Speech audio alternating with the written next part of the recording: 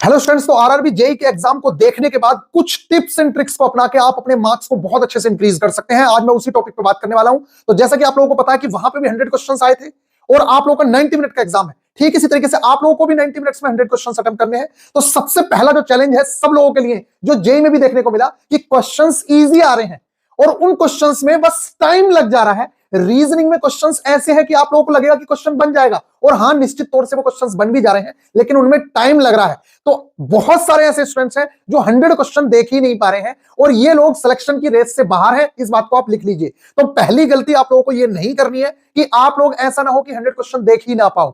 दूसरी जो most important चीज है वो है कि उलझ के रह जाना, डिफिकल्ट क्वेश्चंस के अंदर उलझ के रह जाना। अगर आप डिफिकल्ट क्वेश्चंस के अंदर उलझ के रह गए, जो सिटिंग अरेंजमेंट के क्वेश्चन आ रहे हैं, पजल के क्वेश्चन आ रहे हैं, उसमें आप लोगों को उलझना नहीं है, नहीं तो आप अपना एग्जाम क्लियर नहीं कर पाएंगे, आप लास्ट तक क्वेश्चन ही नहीं देख पाएंगे। अच्छा, एक एग्जांपल लीजिए। एक बच्चा जो आपसे कमजोर है पढ़ने में, उसने टोटल 100 क्वेश्चंस देखे और आपने केवल 70 क्वेश्चंस देखे, लेकिन 70 में से आपके 60 सही हो गए या 65 भी सही हो गए, तब भी आप ये मान के चलिए कि आपके मार्क्स कितने आ रहे हैं। 65 सही हो रहे हैं तो आपका सीधा सा मतलब 63 के आसपास मार्क्स आएंगे।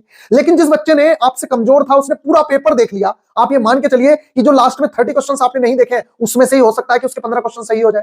तो आपसे वो बहुत आगे जा सकता है। इसलिए आपको पहला काम ये करना है। दूसरी मोस्ट इंपोर्टेंट चीज, एएलपी के जो क्वेश्चन पेपर है उनको आपको जरूर से जरूर देखना है, और इस टाइम पे फालतू के टेस्ट सीरीज वेस्ट सीरीज मत लगाए, कोई टेस्ट सीरीज काम नहीं आने वाली है। एक बार को आप वीआईपी गुरुजी ऑफिशियल एप्लीकेशन पे जाके अगर साइंस की टेस्ट सीरीज लगाते हैं तो हो सकता है कि आपको बहुत ज्यादा यूजफुल लगे, क्योंकि सेम पैटर्न पे वहां पे क्वेश्चंस देखने को मिल रहे हैं। जैसा पैटर्न हमने डाला हुआ है, चाहे वो केमिकल इक्वेशन हो, चाहे बाकी चीजें हो, क्योंकि हमने एनसीईआरटी बेस्ड चीजें बनवाई है। तो इस टाइम पे फालतू के टेस्ट मत लगाइए। उससे बेहतर ऑप्शन ये है कि आप एएलपी के जो पेपर हुए हैं उन क्वेश्चंस को जरूर से जरूर देख लीजिए। कि मेरा आप लोगों को बहुत बेहतर सजेशन है, आप सारी शिफ्ट मत करिए। सिर्फ जैसे कि आज की शिफ्ट की पहली शिफ्ट कर लीजिए, उससे अगले दिन एग्जाम की दूसरी शिफ्ट कर लीजिए, उससे अगले दिन की तीसरी शिफ्ट कर लीजिए। इस तरीके से 3-4 शिफ्ट के पेपर देख लीजिए बस।